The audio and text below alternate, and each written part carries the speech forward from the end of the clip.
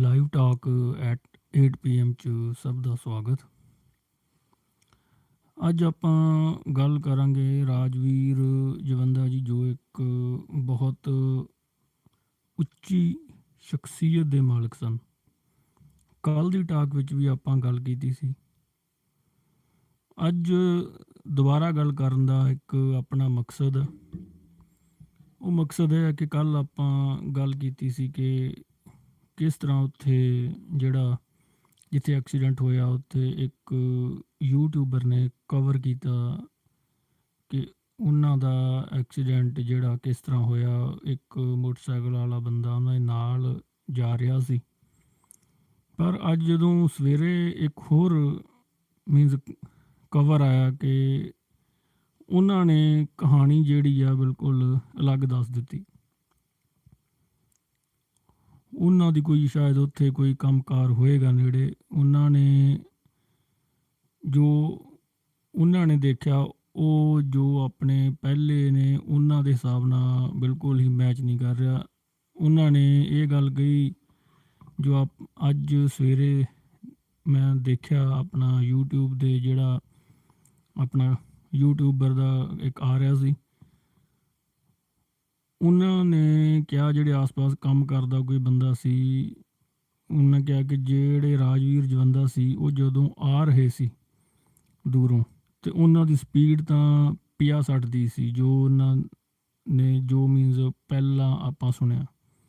ਪਰ ਉਹਨਾਂ ਨੇ ਇੱਕ ਗੱਲ ਕਹੀ ਕਿ ਉਹ ਜਦੋਂ ਆ ਰਹੇ ਸੀ ਤਾਂ ਜਿਹੜੇ ਸਾਹਣ ਸੀ, ਜਿਹੜੇ ਦੋ ਲੜ ਰਹੇ ਸੀ ਆਪਣਾ ਸੜਕ 'ਤੇ, ਉਹ ਰਾਜਵੀਰ ਜਵੰਦਾ ਉਸ ਦੇ ਵਿੱਚ ਆ ਗਏ, ਦੋ ਸਾਹਣਾਂ ਦੇ ਵਿੱਚ ਆ ਗਏ ਅਤੇ ਸਾਹਣਾਂ ਨੇ ਉਹਨੂੰ ਜਿੱਦਾਂ ਕਹਿ ਲਓ ਕਿ ਬਹੁਤ ਫੋਰਸ ਨਾਲ, ਜਿਵੇਂ ਸਾਹਣ ਲੜ ਰਹੇ ਨੇ ਤਾਂ ਉਹਨਾਂ ਦੇ ਵਿੱਚ ਬੰਦਾ ਜਿਸ ਤਰ੍ਹਾਂ ਬਹੁਤ ਹੀ ਜ਼ਿਆਦਾ ਜਿਵੇਂ ਸੱਟ ਵੱਜਦੀ ਬੰਦੇ ਨੂੰ, ਇਸ ਤਰੀਕੇ ਨਾਲ ਉਹ ਵਿੱਚ ਉਹਨਾਂ ਨੂੰ ਬਹੁਤ ਜ਼ਿਆਦਾ ਜਿੱਦਾਂ ਸੱਟ ਵੱਜੀ। ਉਹ ਜਦੋਂ ਵਿੱਚ ਆ ਗਏ ਤਾਂ ਅਤੇ ਇਹ ਚੀਜ਼ ਜਿਹੜੀ ਆ ਕਿ ਇਹ ਥੋੜ੍ਹੀ ਜਿਹੀ ਮੀਨਜ਼ ਅਲੱਗ ਲੱਗਦੀ ਹੈ, ਕਿਉਂਕਿ ਇਹਦੇ ਵਿੱਚ ਹੁਣ ਤੁਸੀਂ ਦੇਖੋ ਜੇ ਦੋ ਸਾਹਣ ਲੜ ਰਹੇ ਹੋਣ ਤਾਂ ਜੇ ਉਹਦੇ ਵਿੱਚ ਕੋਈ ਬਾਈਕ ਵਾਲਾ ਆ ਜਾਏ ਫਿਰ ਆਪਾਂ ਕਹਿ ਸਕਦੇ ਹਾਂ ਫਿਰ ਜਿਹੜਾ ਇੱਕ ਬਚਣਾ ਮੁਸ਼ਕਿਲ ਹੋ ਜਾਂਦਾ।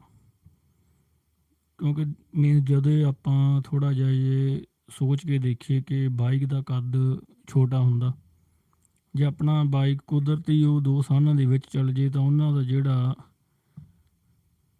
ਆਪਣਾ ਜਦੋਂ ਉਹ ਇੱਕ ਦੂਜੇ ਦੇ ਮੀਨਜ਼ ਵਿੱਚ ਟਕਰਾਉਣਗੇ ਤਾਂ ਜਿਹੜਾ ਬੰਦਾ ਆ ਗਿਆ ਤਾਂ ਉਸ ਨੂੰ ਤਾਂ ਫਿਰ ਮੀਨਜ਼ ਇੱਕ ਸੀਰੀਅਸ ਜਿਹੜੀਆਂ ਸੱਟਾਂ ਵੱਜਣਗੀਆਂ। ਅਤੇ ਉਹ ਚੀਜ਼ ਮੀਨਜ਼ ਰਾਜਵੀਰ ਜਵੰਦਾ ਨਾਲ ਹੋਈ ਹੋਏਗੀ। ਜਿਸ ਤਰ੍ਹਾਂ ਆਪਾਂ ਕੱਲ੍ਹ ਵਾਲੀ ਇੱਕ ਵੀਡੀਓ 'ਚ ਇੱਕ ਐਕਸਪਰਟ ਦੀ ਗੱਲ ਕੀਤੀ ਸੀ ਕਿ ਉਹਦੇ ਗਰਦਨ ਦੇ C1 C2 C3 ਕੋਈ ਪੁਆਇੰਟ ਹੁੰਦੇ, ਉਹਦੇ 'ਚ ਕੋਈ ਲੋਕ ਹੁੰਦੇ ਨੇ, ਉਹ ਟੁੱਟ ਗਏ। ਉਹ ਜਿਹੜੇ ਇਹ ਚੀਜ਼ ਦੀ ਜਿਹੜੀ ਪੋਸੀਬਿਲਿਟੀ ਹੈ ਕਿ ਜਦੋਂ ਇੱਕਦਮ ਸਾਹਣਾਂ ਨੇ ਜ਼ੋਰ ਨਾਲ ਇੱਕ ਦੂਜੇ ਟਕਰਾਏ ਅਤੇ ਉਹ ਉਹਨਾਂ ਦਾ ਵਿੱਚ ਬਾਈਕ ਸੀ ਤਾਂ ਉਹਨਾਂ ਦੇ ਛਾਤੀ 'ਤੇ ਅਤੇ ਗਰਦਨ 'ਤੇ ਬਹੁਤ ਹੀ ਜ਼ਿਆਦਾ ਜ਼ੋਰ ਨਾਲ ਪ੍ਰਹਾਰ ਹੋਇਆ, ਜਿਸ ਨਾਲ ਉਹਨਾਂ ਦੇ ਸੱਟ ਬਹੁਤ ਹੀ ਜ਼ਿਆਦਾ ਸੀਰੀਅਸ, ਜਿਸ ਤਰ੍ਹਾਂ ਆਪਾਂ ਕਹਿ ਦਿੰਦੇ ਹਾਂ, ਲੱਗੀ। ਉਸ ਤੋਂ ਬਾਅਦ ਉਹਨਾਂ ਨੇ ਕਿਹਾ ਕਿ ਉਹਨਾਂ ਦੇ ਦੋਸਤ ਆ ਗਏ ਅਤੇ ਉਸ ਤੋਂ ਬਾਅਦ ਉਹਨਾਂ ਨੂੰ ਉਹ ਹੌਸਪੀਟਲ ਲੈ ਗਏ। ਇਹੀ ਆਪਣੀ ਅੱਜ ਆਪਾਂ ਗੱਲ ਇਹੀ ਕਰਨੀ ਸੀ ਕਿ ਕੱਲ੍ਹ ਵਾਲੀ ਵੀਡੀਓ ਦੇ ਹਿਸਾਬ ਨਾਲ ਉਹਨਾਂ ਨੇ ਕਿਹਾ ਸੀ ਕਿ ਉਹ ਸਾਈਡ ਤੋਂ ਜਿੱਦਾਂ ਲੰਘਾਉਣ ਲੱਗੇ ਤਾਂ ਅੱਗੇ ਇੱਕ ਕੋਈ ਹੋਰ ਗੱਡੀ ਸੀ, ਉਸ ਦੇ ਵਿੱਚ ਉਹਨਾਂ ਤੋਂ ਬ੍ਰੇਕ ਨਹੀਂ ਲੱਗੀ ਅਤੇ ਵਿੱਚ ਜਾ ਕੇ ਜ਼ੋਰ ਦੀ ਟਕਰਾ ਗਏ। ਪਰ ਜੋ ਅੱਜ ਆਪਾਂ ਦੇਖਿਆ ਉਹਨਾਂ ਨੇ ਇਹ ਗੱਲ ਕਹੀ ਆ ਕਿ ਉਹ ਸਾਹਣਾਂ ਦੇ ਵਿੱਚ ਉਹਨਾਂ ਦਾ ਮੋਟਰਸਾਈਕਲ ਜਿਹੜਾ ਫਸ ਗਿਆ ਸੀ, ਦੋ ਸਾਹਣਾਂ ਦੇ ਵਿੱਚ ਆ ਗਏ ਸੀ ਉਹ। ਅਤੇ ਇਹ ਜਿਹੜੀ ਸਿਚੁਏਸ਼ਨ ਆ ਇਸ ਵਿੱਚੋਂ ਬਚਣਾ ਬਹੁਤ ਔਖਾ ਹੁੰਦਾ। ਇਹਦੇ ਵਿੱਚ ਤੁਸੀਂ ਕਹਿ ਲਓ ਕਿ ਜਿਹੜੇ ਚਾਂਸਿਸ ਬਹੁਤ ਘੱਟ ਹੋ ਜਾਂਦੇ ਨੇ ਸਰਵਾਈਵਲ ਦੇ, ਕਿਉਂਕਿ ਜਿਹੜੇ ਉਹ ਜਾਨਵਰ ਹੁੰਦੇ ਨੇ, ਜਾਨਵਰਾਂ ਦਾ ਵੇਟ ਬਹੁਤ ਹੁੰਦਾ, ਮੋਮੈਂਟਮ ਬਹੁਤ ਜ਼ਿਆਦਾ ਹੁੰਦਾ।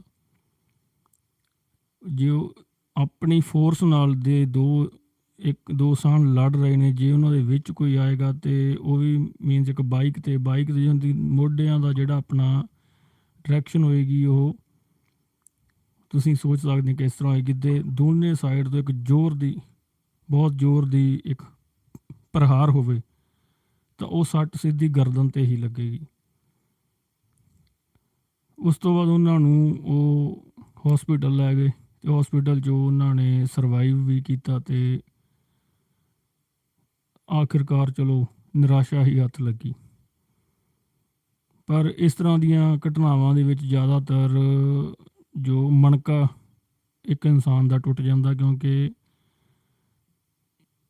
ਮੀਨਸ ਸੁਣਿਆ ਤਾਂ ਇਹੀ ਹੈ ਕਿ ਜੇ ਮਣਕਾ ਟੁੱਟ ਜੇ ਤਾਂ ਇਨਸਾਨ ਦੀ ਜਿਹੜੀ ਮੌਤ ਆ ਉਹ ਟਾਈਮ 'ਤੇ ਹੀ ਹੋ ਜਾਂਦੀ ਹੈ।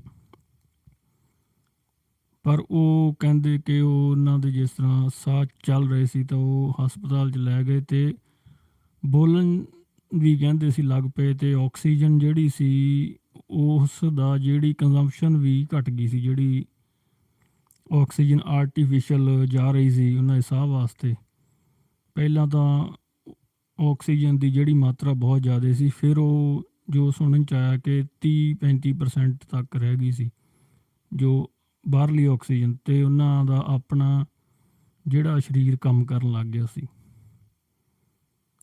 ਫਿਰ ਪਤਾ ਨਹੀਂ ਕੀ, ਦੇਖੋ ਰੱਬ ਨੂੰ ਮਨਜ਼ੂਰ ਸੀ ਕਿ ਕਿਸ ਤਰ੍ਹਾਂ ਇੱਕਦਮ ਖਬਰ ਆ ਜਾਂਦੀ ਹੈ ਕਿ ਉਹ ਇਸ ਦੁਨੀਆ 'ਤੇ ਨਹੀਂ ਰਹੇ। ਇੱਕ ਬਹੁਤ ਵੱਡਾ ਜਿਹੜਾ ਝਟਕਾ ਮੀਨਸ ਲੱਗਾ ਇੱਕ ਪੰਜਾਬ ਨੂੰ, ਬਹੁਤ ਵੱਡਾ ਝਟਕਾ ਲੱਗਾ ਯੂਥ ਨੂੰ। ਯੂਥ ਉੱਠਣ ਜੋਗਾ ਨਹੀਂ, ਬਹੁਤ ਉਹਨਾਂ ਨੂੰ ਸੋਗ ਰਹੇਗਾ,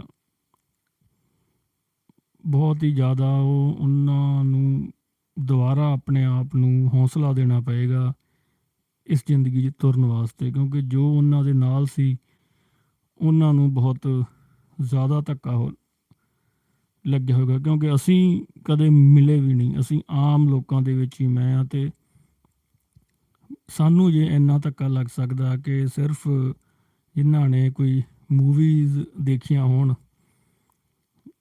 ਜੇ ਕੋਈ ਮੀਨਸ ਕਦੇ ਕੋਈ ਜਿਸ ਤਰ੍ਹਾਂ ਆਪਾਂ ਗਾਣਾ ਸੁਣ ਲੈਂਦੇ ਹਾਂ ਅਤੇ ਕੋਈ ਸਾਡੀ ਜ਼ਿਆਦਾ ਅਟੈਚਮੈਂਟ ਨਹੀਂ ਸੀ, ਅਤੇ ਪਰ ਸਾਡੇ 'ਤੇ ਵੀ ਮੇਰੇ 'ਤੇ ਵੀ ਜਿੱਦਾਂ ਇੱਕ ਤੁਸੀਂ ਕਹਿ ਲਓ ਪਰਸਨਲੀ ਇੱਕ ਬੋਝ ਜਿਹਾ ਬਣ ਗਿਆ ਕਿ ਜਦੋਂ ਕਿਉਂਕਿ ਇੰਨਾ ਜ਼ਿਆਦਾ ਹੁਣ ਆਪਾਂ ਆਪਣੇ ਕੰਮ ਕਾਰਾਂ 'ਚ ਬਿਜੀ ਹੁੰਦੇ ਹਾਂ, ਅਲੱਗ ਆਪਣੇ ਸਾਰਿਆਂ ਦੇ ਕੰਮ ਕਾਰ ਆ, ਪਤਾ ਹੀ ਨਹੀਂ ਲੱਗ ਰਿਹਾ ਕਿ ਕੌਣ ਕਿੱਥੇ ਰਹਿੰਦਾ। ਅਤੇ ਪਰ ਉਹਨਾਂ ਦਾ ਜਦੋਂ ਦੇਖਿਆ ਕਿ ਉਹਦਾ ਜਗਰਾਓਂ ਦੇ ਇੱਕ ਨੇੜੇ ਪਿੰਡ ਵਿੱਚ ਹੀ ਸੀ, ਅਤੇ ਉਹ ਆਪਣੇ ਇੱਥੋਂ 60 ਕਿਲੋਮੀਟਰ ਹੀ ਬਣਦਾ, ਅਤੇ ਮੀਨਸ ਉਹਦੇ ਨਾਲ ਹੋਰ ਜ਼ਿਆਦਾ ਪ੍ਰੈਸ਼ਰ ਆ ਗਿਆ ਕਿ ਜਿਹੜਾ ਬ੍ਰੇਨ 'ਤੇ ਜਦੋਂ ਪ੍ਰੈਸ਼ਰ ਦੇਖੋ ਉਹਨਾਂ ਲੋਕਾਂ ਦੇ ਵੀ ਹੈ ਜਿਹੜੇ ਉਹਨਾਂ ਨਾਲ ਕਦੇ ਮਿਲੇ ਨਹੀਂ, ਕਦੇ ਉਹਨਾਂ ਨਾਲ ਉੱਠੇ ਬੈਠੇ ਨਹੀਂ, ਅਤੇ ਫਿਰ ਜਿਹੜੇ ਉਹਨਾਂ ਨਾਲ ਦਿਨ ਰਾਤ ਰਹਿੰਦੇ ਸੀ ਉਹਨਾਂ ਦਾ ਹੁਣ ਕੀ ਹਾਲ ਹੋਵੇਗਾ।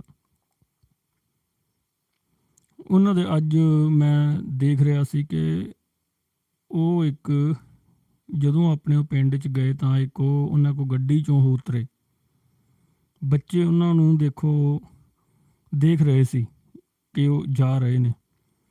ਜੇ ਹੋਰ ਕੋਈ ਸਿੰਗਰ ਹੁੰਦਾ ਤਾਂ ਉਹਨੇ ਨਿਕਲ ਜਾਣਾ ਸੀ, ਕੋਈ ਸਿੰਗਰ ਬੱਚਿਆਂ ਦੀ ਜਿਹੜੀ ਪਰਵਾਹ ਨਹੀਂ ਕਰਦਾ, ਬੱਚਿਆਂ ਅਗਲਾ ਕਹਿੰਦਾ ਕਿ ਖੜੇ ਤਾਂ ਖੜੇ ਰਹਿਣ, ਸਾਰੇ ਮੈਂ ਵਾਲੇ ਹੁੰਦੇ ਨੇ, ਜਾਂ ਕੋਈ ਬਹੁਤ ਸਾਰੇ ਸਿੰਗਰਾਂ 'ਚ ਡਰ ਵੀ ਹੁੰਦਾ ਕਿ ਗੱਡੀ 'ਚੋਂ ਕਿਉਂ ਉਤਰਨ, ਅਤੇ ਪਰ ਉਹਨਾਂ ਨੇ ਗੱਡੀ 'ਚੋਂ ਉਤਰ ਕੇ ਉਹ ਜਿਹੜੇ 3 ਬੱਚੇ ਸੀ ਬੜੇ ਖੁਸ਼ ਹੋ ਰਹੇ ਸੀ ਉਹਨਾਂ ਨੂੰ ਦੇਖ ਕੇ।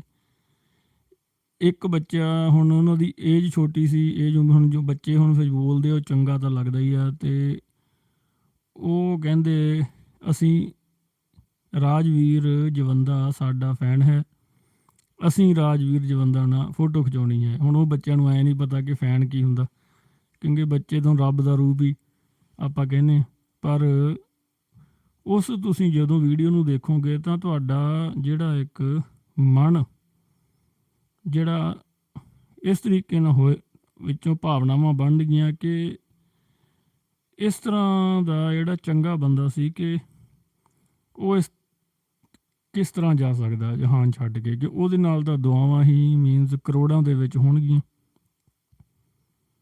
ਉਹ ਫਿਰ ਦੇਖੋ ਰਾਜਵੀਰ ਜਵੰਦਾ ਨੇ ਗੱਡੀ ਖੜੀ ਕਰਕੇ ਨਾਲੇ ਤਾਂ ਥੋੜ੍ਹਾ ਜਿਹਾ ਉਹਨਾਂ ਨਾਲ ਸ਼ੁਗਲ ਕੀਤਾ ਅਤੇ ਬੱਚਿਆਂ ਨਾਲ ਥੋੜ੍ਹਾ ਜਿਹਾ, ਅਤੇ ਨਾਲ ਇੱਕ ਸੈਲਫੀ ਲਈ, ਅਤੇ ਫਿਰ ਬੱਚੇ ਜਿਹੜੇ ਆ ਇੱਦਾਂ ਖੁਸ਼ੀ ਆਪਣਾ ਮੀਨਸ ਭੱਜ ਜਾਂਦੇ ਆ। ਤੁਸੀਂ ਉਹ ਵੀਡੀਓ ਦੇਖ ਸਕਦੇ ਹੋ YouTube 'ਤੇ। ਉਹ ਹੁਣ ਚੀਜ਼ਾਂ ਇਹ ਦੱਸਦੀਆਂ ਨੇ ਕਿ ਰਾਜਵੀਰ ਜਵੰਦਾ ਜਿਹੜੇ ਸੀ ਉਹ ਇੱਕ ਇਮੋਸ਼ਨਲ ਸੀ, ਬਹੁਤ ਇਮੋਸ਼ਨਲ। ਉਹ ਨਹੀਂ ਸੀ ਸਹਾਰਦੇ ਕਿ ਕਿਸੇ ਨੂੰ ਕੋਈ ਦੁੱਖ ਹੋਵੇ, ਕੋਈ ਉਹਨਾਂ ਦੇ ਕਰਕੇ ਆਹਤ ਹੋਵੇ।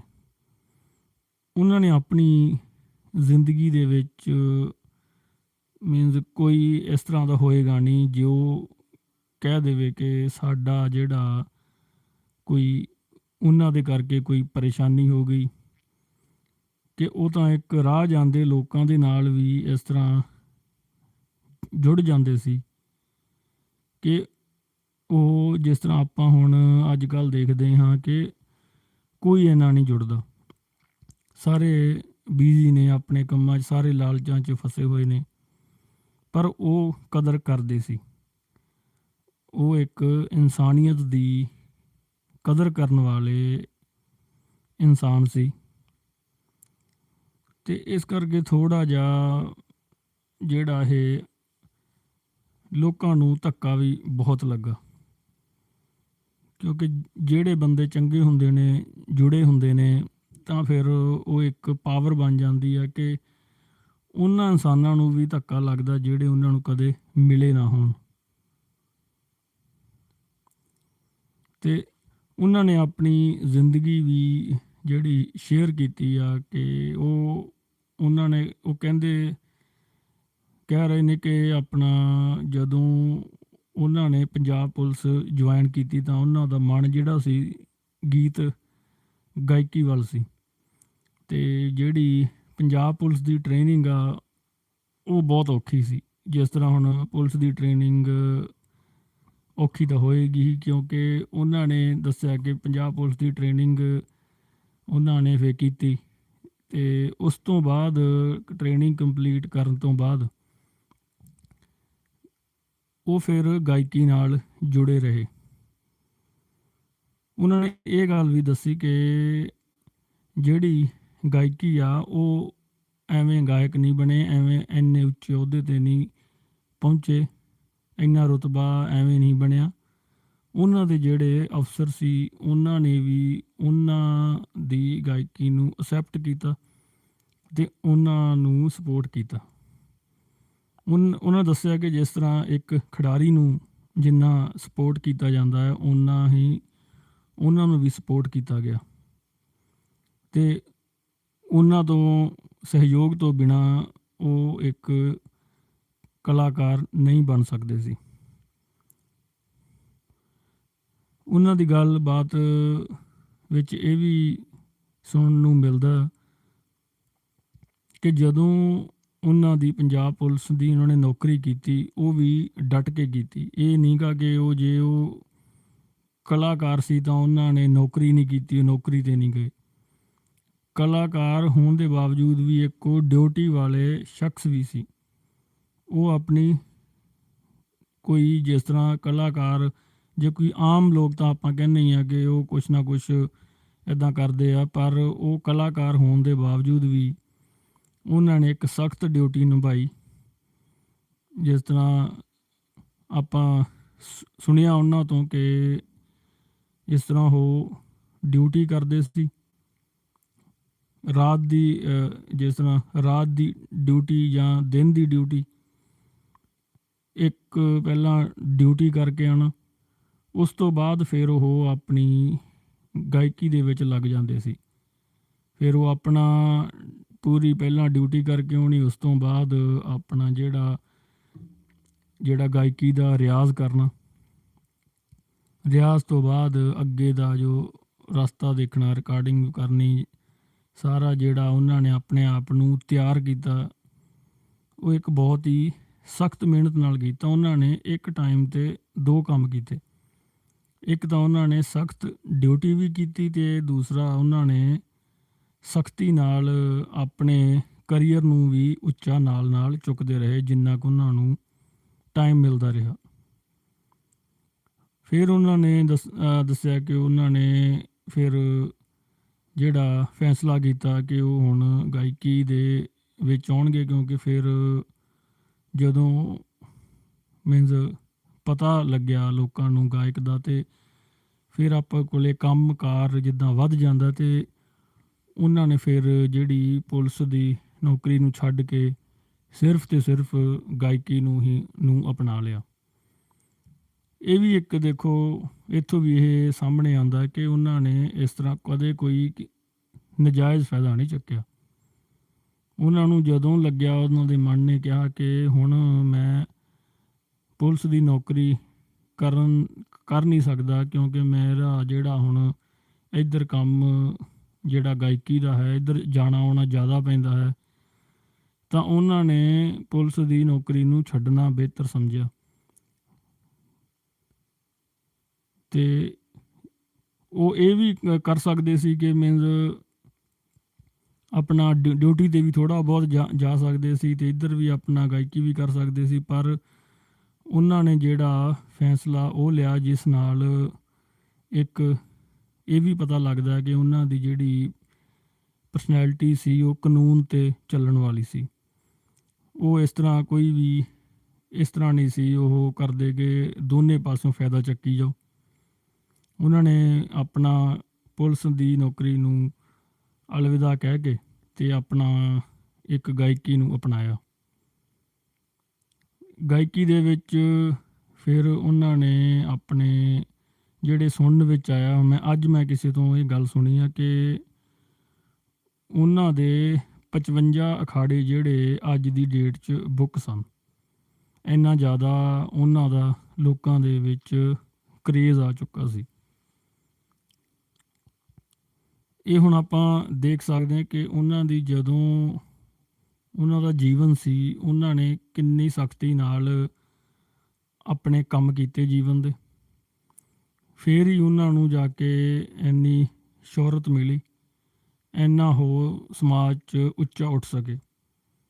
ਇੱਕ ਨੌਜਵਾਨਾਂ ਵਾਸਤੇ ਵੀ ਇਹ ਸੇਧ ਹੈ ਕਿ ਇੱਕ ਜੇ ਆਪਾਂ ਕਿਸੇ ਮੁਕਾਮ 'ਤੇ ਉੱਤੇ ਹੋਣਾ ਹੋਵੇ ਤਾਂ ਉਹਦੇ ਵਾਸਤੇ ਸਾਨੂੰ ਮਿਹਨਤ ਕਰਨੀ ਪੈਂਦੀ ਆ। ਦੂਰੋਂ ਹੁਣ ਆਪਾਂ ਜਦੋਂ ਰਾਜਵੀਰ ਜਵੰਦਾ ਨੂੰ ਦੇਖਦੇ ਸੀ TV 'ਤੇ, ਅਤੇ ਆਪਾਂ ਨੂੰ ਇਹੀ ਲੱਗਦਾ ਸੀ ਕਿ ਇਹ ਤਾਂ ਕਲਾਕਾਰ ਨੇ, ਇਹ ਤਾਂ ਕੱਪੜੇ ਸੋਹਣੇ ਪਾਉਂਦੇ ਨੇ, ਇਹਨਾਂ ਕੋਲ ਵੱਡੀਆਂ ਵੱਡੀਆਂ ਗੱਡੀਆਂ ਨੇ, ਪਰ ਆਪਾਂ ਨੂੰ ਇਹ ਨਹੀਂ ਸੀ ਪਤਾ ਲੱਗਦਾ ਕਿ ਉਹ ਇਹਨਾਂ ਗੱਡੀਆਂ ਤੱਕ ਪਹੁੰਚੇ ਕਿਸ ਤਰ੍ਹਾਂ ਉਹਨਾਂ ਨੇ ਆਪਣੇ ਆਪ ਨੂੰ ਇੱਕ ਦਬਾਅ ਥੱਲੇ ਰੱਖਿਆ ਅਤੇ ਆਪਣੀ ਪਰਸਨੈਲਿਟੀ ਨੂੰ ਨਿਖਾਰਿਆ। ਇੱਕ ਦਬਾਅ ਨੂੰ ਸਹਿਣਾ, ਜਿਹੜਾ ਬੰਦਾ ਦਬਾਅ ਨੂੰ ਸਹਿ ਲੇ ਉਹਦੀ ਪਰਸਨੈਲਿਟੀ ਨਿਖਰਦੀ ਹੈ। ਇਹ ਕਾਨੂੰਨ ਹੈ ਕੁਦਰਤ ਦਾ।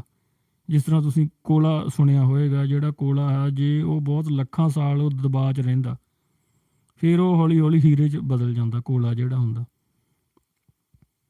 ਇਸ ਤਰੀਕੇ ਨਾਲ ਉਹਨਾਂ ਨੇ ਦਬਾਅ ਨੂੰ ਬੜੇ ਚੰਗੇ ਤਰੀਕੇ ਨਾਲ ਸਹਾਰਿਆ। ਆਪਣੀ ਨੌਕਰੀ ਦੀ ਜਿਹੜੀ ਡਿਊਟੀ ਵੀ ਸੀ ਉਹ ਵੀ ਬਹੁਤ ਸਹੀ ਤਰੀਕੇ ਨਾਲ ਨਿਭਾਈ, ਅਤੇ ਆਪਣੀ ਗਾਇਕੀ ਨੂੰ ਵੀ ਇੱਕ ਜਾਰੀ ਰੱਖਿਆ। ਉਹਨਾਂ ਇਹ ਵੀ ਦੱਸਿਆ, ਉਹਨਾਂ ਦੀ ਗੱਲਬਾਤ ਤੋਂ ਪਤਾ ਲੱਗਿਆ ਕਿ ਇੱਕ ਵਾਰ ਉਹਨਾਂ ਦਾ ਮਨ ਇਸ ਤਰ੍ਹਾਂ ਥੱਲੇ ਹੋ ਚੱਲਿਆ ਸੀ ਕਿ ਮੀਨਜ਼ ਗਾਇਕੀ ਨੂੰ ਇੱਦਾਂ ਆਪਾਂ ਅੱਗੇ ਰੱਖੀਏ ਜਾਂ ਛੱਡ ਦਈਏ। ਫਿਰ ਉਹਨਾਂ ਨੇ ਦੱਸਿਆ ਕਿ ਉਹਨਾਂ ਦੇ ਉਸਤਾਦ ਸੀ, ਉਹਨਾਂ ਦੇ ਉਸਤਾਦ ਜੀ ਨੇ ਉਹਨਾਂ ਨੂੰ ਹੱਲਾਸ਼ੇਰੀ ਦਿੱਤੀ। ਹੱਲਾਸ਼ੇਰੀ ਦੇ ਵਿੱਚ ਕਿਹਾ ਕਿ ਜਿਸ ਤਰ੍ਹਾਂ ਇੱਕ ਸੋਨਾ, ਜਿਹੜਾ ਇੱਕ ਸੋਨਾ ਹੁੰਦਾ, ਉਸ ਨੂੰ ਕੋਲਿਆਂ ਦੀ ਅੱਗ ਵਿੱਚ ਪਹਿਲਾਂ ਤਪਣਾ ਪੈਂਦਾ। ਸੋਨੇ ਨੂੰ ਜਦੋਂ ਕੋਲਿਆਂ ਦੀ ਅੱਗ 'ਚ ਤਪਾਇਆ ਜਾਂਦਾ, ਫਿਰ ਉਹਦਾ ਕੋਈ ਚੰਗਾ ਹਾਰ ਸ਼ਿੰਗਾਰ ਬਣਦਾ, ਅਤੇ ਉਹ ਕਿਸੇ ਮੁਟਿਆਰ ਦੇ ਗਲੇ ਦਾ ਸ਼ਿੰਗਾਰ ਬਣਦਾ। ਜੇ ਸੋਨੇ ਨੂੰ ਪਹਿਲਾਂ ਤਪਣਾ ਪੈਂਦਾ ਹੈ ਅਤੇ ਫਿਰ ਹੀ ਉਹਨੂੰ ਸ਼ੋਹਰਤ ਹਾਸਲ ਹੁੰਦੀ ਹੈ, ਫਿਰ ਹੀ ਉਹਨੂੰ ਜਿਹੜੇ ਲੋਕ ਨੇ ਉਹ ਪਸੰਦ ਕਰਦੇ ਨੇ। ਇਸ ਕਰਕੇ ਉਹਨਾਂ ਦੇ ਉਸਤਾਦ ਨੇ ਉਹਨੂੰ ਕਿਹਾ ਰਾਜਵੀਰ ਜਵੰਦਾ ਨੂੰ ਕਿਹਾ ਕਿ ਇਹ ਜਿਹੜਾ ਦਬਾਅ ਹੈ ਇਹ ਇੱਕ ਬਸ ਉਸ ਤਰੀਕੇ ਨਾਲ ਹੀ ਹੈ ਕਿ ਜਿਸ ਤਰ੍ਹਾਂ ਇੱਕ ਸੋਨਾ ਅੱਗ ਨੂੰ ਸਾੜਦਾ। ਉਹਨਾਂ ਦੇ ਉਸਤਾਦ ਨੇ ਉਹਨਾਂ ਨੂੰ ਕਿਹਾ ਕਿ ਉਹ ਇੱਕ ਦਿਨ ਜ਼ਰੂਰ ਚਮਕੇਗਾ, ਇਸ ਕਰਕੇ ਉਹ ਆਪਣਾ ਕੰਮ ਜਾਰੀ ਰੱਖੇ। ਇਹ ਉਹਨਾਂ ਦੀ ਮੈਂ ਇੱਕ ਗੱਲਬਾਤ ਵਿੱਚ ਸੁਣਿਆ। ਅਤੇ ਉਹ ਜਿਸ ਤਰ੍ਹਾਂ ਫਿਰ ਉਹਨਾਂ ਨੇ ਜਿਸ ਤਰ੍ਹਾਂ ਦੇ ਉਸ ਤਰੀਕੇ ਨਾਲ ਹੀ ਕੰਮ ਜਾਰੀ ਰੱਖਿਆ ਅਤੇ ਇੱਕ ਹਿੱਟ ਕਲਾਕਾਰ ਵੀ ਜਿਹੜੇ ਲੋਕਾਂ ਨੂੰ ਹੋ ਕੇ ਦਿਖਾਇਆ। ਆਪਣੇ ਗਾਣੇ ਜਿਹੜੇ ਉਹਨਾਂ ਨੇ ਆਪਣੇ ਬਲਬੂਤੇ 'ਤੇ ਜਿਹੜੇ ਆਪਣੀ ਮਿਹਨਤ ਨਾਲ ਜਿਹੜਾ ਆਪਣੇ ਆਪ ਨੂੰ ਉਹਨਾਂ ਨੇ ਤਰਾਸ਼ਿਆ ਅਤੇ ਉਹਨਾਂ ਦੀ ਸ਼ਖਸੀਅਤ ਜਿਹੜੀ ਲੋਕਾਂ ਦੇ ਸਾਹਮਣੇ ਆਈ। ਉਹਨਾਂ ਦੀਆਂ ਜਿਹੜੀਆਂ ਭਾਵਨਾਵਾਂ ਸੀ ਉਹ ਬਹੁਤ ਜ਼ਿਆਦਾ ਕਹਿ ਲਓ ਕਿ ਅਨਮੋਲ ਸਨ, ਉਹ ਬਹੁਤ ਕੇਅਰ ਵਾਲੇ ਸਨ। ਇਸ ਤਰ੍ਹਾਂ ਮੈਂ ਹੁਣ ਇੱਕ ਹੋਰ ਥੋੜ੍ਹਾ ਜਿਹਾ ਉਹਨਾਂ ਦੀ ਗੱਲਬਾਤ ਸੁਣ ਰਿਹਾ ਸੀ। ਉਸ ਵਿੱਚ ਮੈਂ ਦੇਖਿਆ ਕਿ ਉਹ ਆਮ ਲੋਕਾਂ ਦੇ ਨਾਲ ਲਾਈਵ ਵੀ ਹੁੰਦੇ ਸਨ। ਇਸ ਤਰ੍ਹਾਂ ਕਲਾਕਾਰ ਬਹੁਤ ਘੱਟ ਨੇ ਜਿਹੜੇ ਆਮ ਲੋਕਾਂ ਦੇ ਨਾਲ ਵੀਡੀਓ 'ਤੇ ਲਾਈਵ ਹੋਣ। ਆਪਾਂ ਗੱਲਬਾਤਾਂ ਲਾਈਵ 'ਤੇ ਸੁਣਦੇ ਹਾਂ ਬਹੁਤ ਕਲਾਕਾਰਾਂ ਦੀ, ਉਹ ਆਪਣੀ ਗੱਲਬਾਤ ਸੁਣਾਉਂਦੇ ਨੇ, 4-5 ਮਿੰਟ ਉਹਨਾਂ ਕੋਲ ਹੁੰਦੇ ਨੇ ਵੱਡੇ ਕਲਾਕਾਰਾਂ ਕੋਲ। 4-5 ਮਿੰਟ 'ਚ ਆਪਣੀ ਗੱਲਬਾਤ ਜਿੱਥੇ ਉਹ ਹੁੰਦੇ ਨੇ, ਸ਼ੂਟਿੰਗ ਚੱਲ ਰਹੀ ਹੁੰਦੀ ਉੱਥੇ ਆਪਣੀ ਗੱਲਬਾਤ ਸੁਣਾਉਂਦੇ ਨੇ, ਕਰਦੇ ਨੇ। ਪਰ ਆਮ ਲੋਕਾਂ ਦੇ ਨਾਲ ਕੋਈ ਇਸ ਤਰ੍ਹਾਂ ਲਾਈਵ ਨਹੀਂ ਹੁੰਦਾ। ਆਮ ਲੋਕਾਂ ਨੂੰ ਜ਼ਿਆਦਾ ਕਲਾਕਾਰ ਇੱਦਾਂ ਅਟੈਚ ਨਹੀਂ ਹੁੰਦੇ ਆਮ ਲੋਕਾਂ ਦੇ ਨਾਲ ਜਿਹੜੇ। ਪਰ ਰਾਜਵੀਰ ਜਵੰਦਾ ਦੀ ਇਹ ਖਾਸੀਅਤ ਸੀ, ਉਹ ਆਮ ਲੋਕਾਂ ਨੂੰ ਭੁੱਲ ਕੇ ਅੱਗੇ ਨਹੀਂ ਵਧਣਾ ਚਾਹੁੰਦੇ ਸੀ। ਮੈਂ ਉਹਨਾਂ ਦੀ ਗੱਲਬਾਤ ਸੁਣੀ ਕਿ ਜਿਸ ਤਰ੍ਹਾਂ ਆਪਾਂ ਹੁਣ YouTube 'ਤੇ ਲਾਈਵ ਹੋਏ ਹਾਂ, ਇਸ ਦੇ ਉੱਪਰ ਇੱਕ ਆਪਾਂ ਆਪਣੀ ਜਿਹੜੀ ਮੋਬਾਈਲ ਦੀ ਸਕਰੀਨ ਆ ਉਹ ਸ਼ੇਅਰ ਵੀ ਕਰ ਸਕਦੇ ਹਾਂ, ਸ਼ੇਅਰ ਦੀ ਆਪਸ਼ਨ ਹੁੰਦੀ। ਅਤੇ ਫਿਰ ਸਾਨੂੰ ਕੋਈ ਵੀ ਜਿਹੜਾ ਇਨਸਾਨ ਆ ਜੋ ਆਏਗਾ ਉਹਦੇ ਨਾਲ ਆਪਾਂ ਗੱਲਬਾਤ ਕਰਦੇ ਹਾਂ। ਇੱਕ ਉਹ ਰੈਂਡਮਲੀ ਕੰਪਿਊਟਰ ਜਿੱਦਾਂ ਸਿਲੈਕਟ ਕਰਦਾ ਕਿ ਕੌਣ ਗੱਲ ਕਰਨਾ ਚਾਹੁੰਦਾ। ਉਸ ਦੇ ਵਿੱਚ ਉਹਨਾਂ ਨੇ 1-2 ਬੱਚੇ ਸੀ, ਉਹਨਾਂ ਨਾਲ ਗੱਲ ਕੀਤੀ। ਇੱਕ ਉਹ ਮੁੰਡਾ ਸੀ, ਉਹ ਤਾਂ ਜਲਦਬਾਜ਼ੀ ਵਿੱਚ ਹੀ ਜਿੱਦਾਂ ਕੈਮਰੇ ਅੱਗੇ ਆ ਗਿਆ ਅਤੇ ਰਾਜਵੀਰ ਜਵੰਦਾ ਦਾ ਕਰੇਜ਼ ਸੀ ਅਤੇ ਉਹ ਉਹਨੂੰ ਕਹਿੰਦਾ ਕਿ ਮੈਂ ਤਾਂ ਉਂਝ ਹੀ ਆ ਗਿਆ। ਮੁੰਡਾ ਕਹੇ ਛੋਟਾ ਜਿਹਾ ਕਿ ਮੈਂ ਤਾਂ ਪਰਨਾ ਵੀ ਨਹੀਂ ਬੰਨਿਆ। ਉਹ ਕਹਿੰਦੇ ਚੱਲ ਕਿ ਉਸ ਤੋਂ ਉਹਨਾਂ ਨੇ ਗੱਲਬਾਤ ਕੀਤੀ, ਉਹ ਬੱਚੇ ਦਾ ਹਾਲ ਚਾਲ ਪੁੱਛਿਆ। ਉਹ ਬੱਚੇ ਨੇ ਫਿਰ ਦੱਸਿਆ ਕਿ ਉਹਨਾਂ ਦੇ ਘਰ ਇੱਕ ਛੋਟਾ ਜਿਹਾ ਜਿਹੜੀ ਉਹਦੇ ਗਾਇਕ ਵੀ ਆ। ਫਿਰ ਉਹਨੇ ਗੱਲ ਕਰਵਾਈ ਅਤੇ ਉਸ ਨਾਲ ਵੀ ਜਿਹੜੀ ਰਾਜਵੀਰ ਜਵੰਦਾ ਨੇ ਗੱਲ ਕੀਤੀ।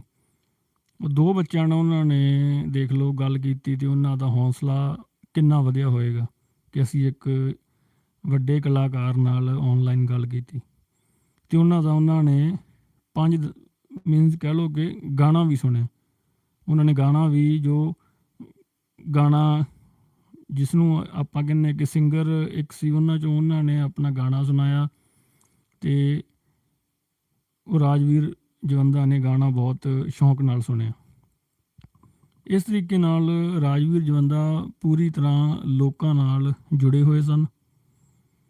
ਉਹਨਾਂ ਨੇ ਆਪਣੇ ਜੀਵਨ ਦੇ ਵਿੱਚ ਬਿਲਕੁਲ ਵੀ ਜਿਹੜੀ ਆ ਕਿ ਈਗੋ ਨਹੀਂ ਰੱਖੀ। ਉਹਨਾਂ ਦੇ ਕੰਮ ਕਾਰ ਤੋਂ ਪਤਾ ਲੱਗਦਾ, ਆਪਾਂ ਦੂਰੋਂ ਬੈਠੇ ਦੇਖ ਸਕਦੇ ਹਾਂ ਕਿ ਕਿਸੇ ਨੂੰ ਕਿਸ ਤਰ੍ਹਾਂ ਉਹ ਆਮ ਲੋਕਾਂ ਨਾਲ ਮਿਲਦੇ ਸਨ, ਕਿਸ ਤਰ੍ਹਾਂ ਉਹ ਆਮ ਬੱਚਿਆਂ ਨਾਲ ਸੈਲਫੀ ਖਿਚਵਾਉਂਦੇ ਸਨ। ਹੁਣ ਉਹ ਜਿਸ ਤਰ੍ਹਾਂ ਆਪਾਂ ਔਨਲਾਈਨ ਦੀ ਗੱਲ ਕੀਤੀ, ਉਹ ਵੀਡੀਓ ਕਾਲ 'ਤੇ ਗੱਲ ਵੀ ਕਰਦੇ ਸਨ। ਉਹਨਾਂ ਦਾ ਜਿਹੜਾ ਸੁਭਾਅ ਜਿਹੜਾ ਬਹੁਤ ਹੀ ਇੱਕ ਚੰਗਾ ਸੁਭਾਅ ਸੀ। ਇਸ ਕਰਕੇ ਥੋੜ੍ਹੀ ਜਿਹੀ ਪਰੇਸ਼ਾਨੀ ਤਾਂ ਹੁੰਦੀ ਹੈ ਕਿ ਇੱਕ ਤਾਂ ਪਹਿਲਾਂ ਹੀ ਤੁਸੀਂ ਕਹੋ ਕਿ ਲੋਕ ਘੱਟ ਨੇ ਜੋ ਚੰਗੇ ਨੇ, ਜੋ ਆਮ ਲੋਕਾਂ ਨੂੰ ਪੁੱਛਦੇ ਨੇ। ਇੱਕ ਬੰਦਾ ਸੀ ਜਿਹੜਾ ਆਮ ਲੋਕਾਂ ਨੂੰ ਪੁੱਛਦਾ ਸੀ, ਆਮ ਲੋਕਾਂ ਨਾਲ ਉਹਦਾ ਪ੍ਰੇਮ ਭਾਵ ਸੀ ਅਤੇ ਉਹ ਵੀ ਦੇਖੋ ਰੱਬ ਨੇ ਖੋਲ੍ਹਿਆ। ਇਹ ਜਿਹੜੀ ਗੱਲ ਨਾ ਬਹੁਤ ਪਰੇਸ਼ਾਨ ਕਰਦੀ ਹੈ ਕਿ ਜਿਹੜੇ ਬੰਦੇ ਨਾਲ ਇੰਨੀਆਂ ਦੁਆਵਾਂ ਹੋਣ, ਇੰਨੇ ਲੋਕ ਜਿਹਨੂੰ ਪਸੰਦ ਕਰਦੇ ਹੋਣ ਅਤੇ ਉਹਨਾਂ ਦਾ ਚਿਹਰਾ ਵੀ ਇਸ ਤਰ੍ਹਾਂ ਸੀ ਰਾਜਵੀਰ ਜਵੰਦਾ ਦਾ, ਇੱਕ ਭਲੇ ਵਾਲਾ, ਉਹਨਾਂ ਦੇ ਫੇਸ ਤੋਂ ਪਤਾ ਲੱਗਦਾ ਸੀ ਉਹ ਭਲੇ ਵਾਲੇ ਇਨਸਾਨ ਨੇ।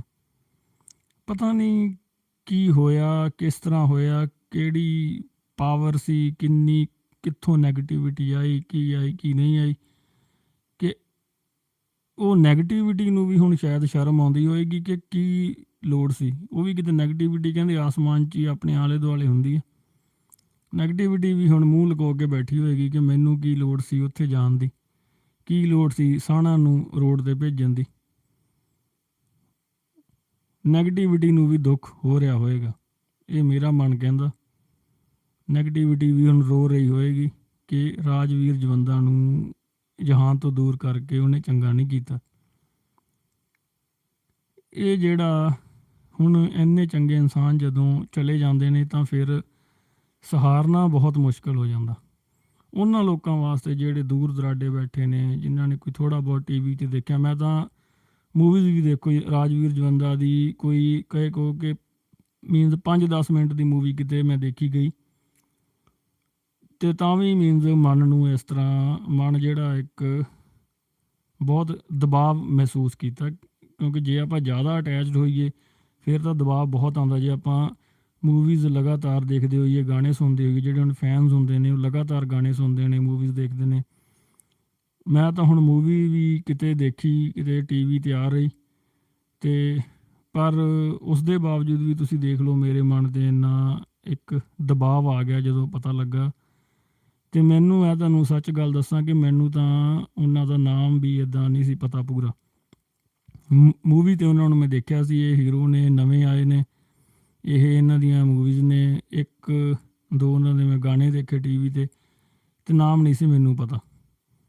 ਅਤੇ ਤੁਸੀਂ ਹੁਣ ਦੇਖ ਲਓ ਕਿ ਜਿਹੜੇ ਲੋਕ ਉਹਨਾਂ ਨਾਲ ਜੁੜੇ ਨਹੀਂ ਸੀ, ਸਿਰਫ ਥੋੜ੍ਹਾ ਬਹੁਤ TV 'ਚ ਦੇਖਿਆ ਸੀ, ਉਹਨਾਂ 'ਤੇ ਵੀ ਦਬਾਅ ਪਿਆ।